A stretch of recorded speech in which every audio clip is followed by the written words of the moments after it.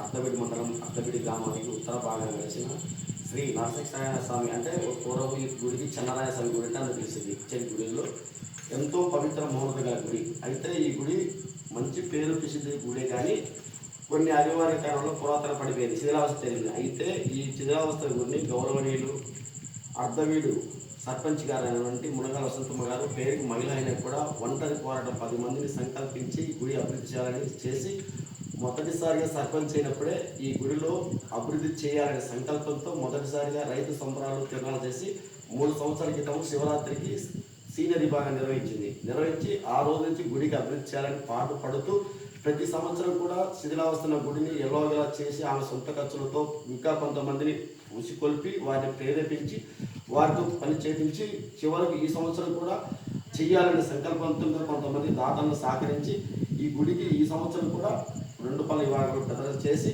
ఇంకా ఉత్సవాలు చేయాలని ఒక సంకల్పంతో కృషి చేస్తూ ఉన్నారు. అయితే ఈ గుడికి ఒక చరిత్ర ఉంది. ఎలాంటి చరిత్ర అంటే పూర్వం ఈ పక్కనే ఆంజనేయ స్వామి గుడి శిల ఉంది. ఆ గుడి కూడా అమ్మగారు చెయ్యాలి అని చెప్పి పడిపోయిన శివలింగ ఆంజనేయ స్వామికి విగ్రహానికి మళ్ళా ప్రతిష్ఠించి లేపి మళ్ళా చేసి చుట్టూ అరుగు నిర్మించడం కాకుండా ఆ ఆంజనేయ స్వామి గుడి దగ్గర ఉన్న శిలకు ఒక ప్రతిష్ఠ ఉంది.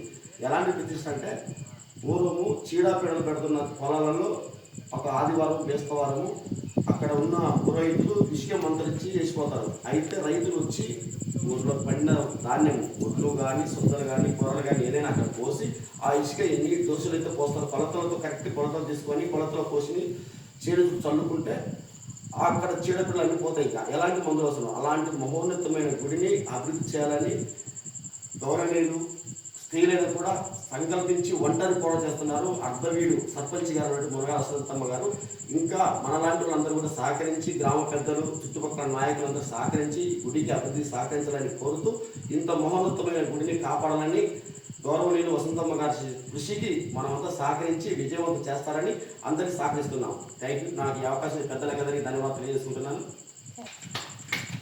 ఇంత పెద్ద ఊర్లో చాలా మందికి ఈ భగవంతుడు పిల్లలకి తండ్రులకి అందరికీ ఉద్యోగాలు ఇచ్చినారు.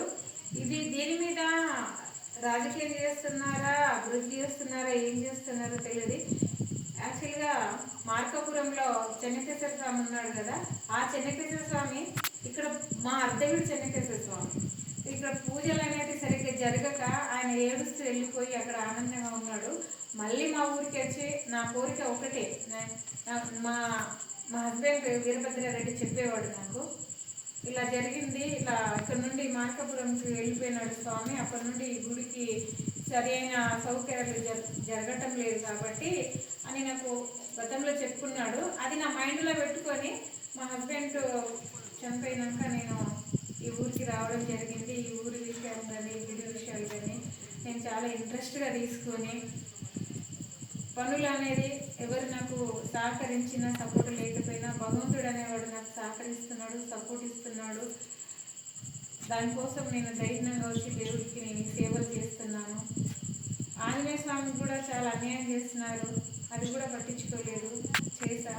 ఈ చెన్నకేశ్వర స్వామి గుడి చూడగానే నా దగ్గర అయితే చాలా కష్టాలలో ఉన్నాను, కానీ భగవంతుని కోరికైతే తీర్చినాను. నాతో పాటు ఆడవాళ్ళైనా మగవాళ్ళైనా ఎవరైనా సరే మనకు హిందువులో కాబట్టి హిందూ దేవాలయాల్ని మనము ఇట్లా పాతబడ్డ పిల్లలాగా చూసుకోకూడదు. అందరం కలిసి చేద్దాము. అందరం మనం బాగా చేస్తే భగవంతుడు మనల్ని బాగా చూస్తాడు. ఇక్కడ ఉన్న ప్రత్యక్షత అయిన దేవుడు ఇంకెక్కడ కూడా లేడని నేను అనుకుంటాను. మన సంపద మనమే కాపాడుకుందాం. పురాతనమైన గుడి ఇది, మన సంపదన మనకి ఇచ్చిన పెద్దల వరము, భగవంతుడు ఇచ్చిన ఇది భాగ్యము. ఈ పురాతనమైన గుళ్ళని మనము ప్రోత్సహిస్తాము. అందరం కలిసి ఎక్కడ ఉన్నా కూడా ఈ గుళ్ళకి మనం సేవలు చేద్దాము, గుళ్ళని బాగు చేద్దాము.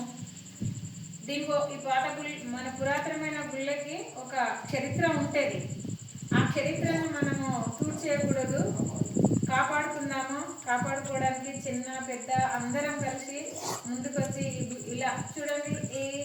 కనీసం ఈ గుడిని ఒక 30-40 ఏళ్ళ నుంచి ఏ దాత కూడా పట్టించుకోలేదు. కానీ కష్టం వస్తే ఇక్కడికి వచ్చి దండం పెట్టుకొని పోతాడు, వాళ్ళ కష్టాలు తీరుస్తాడు. ఆయనను మాత్రం ఇంతవరకు పట్టించుకున్న మానవుడు అనేది లేదు.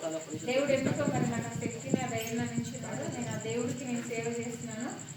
ఈ ఊరి ప్రజలకు సేవ చేస్తున్నాను. సేవ చేసి ఆ సేవనే నన్ను చేయనిచ్చినారు. అందుకు వాళ్ళకు నా ధన్యవాదాలు, కృతజ్ఞతలు.